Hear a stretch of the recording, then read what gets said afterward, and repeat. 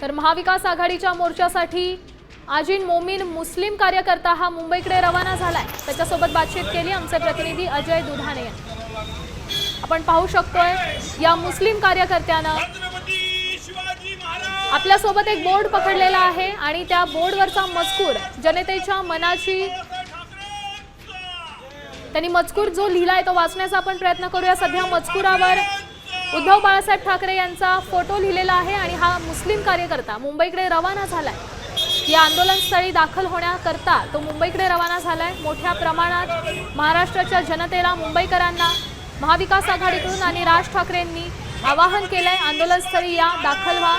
त्यासोबत सर्वपक्षीय नेत्यांना देखील हेच आवाहन करण्यात आलंय आणि पालघरमधून हा मुस्लिम कार्यकर्ता सध्या मुंबईच्या दिशेने रवाना झालाय। दोन दृश्य आपण पाहू शकतो, राज ठाकरेंचा लोकल प्रवास आणि त्यानंतर एकीकडे वेगवेगळ्या भागातून मनसैनिक शिवसैनिक आणि कार्यकर्ते मुंबईच्या दिशेने रवाना झाले।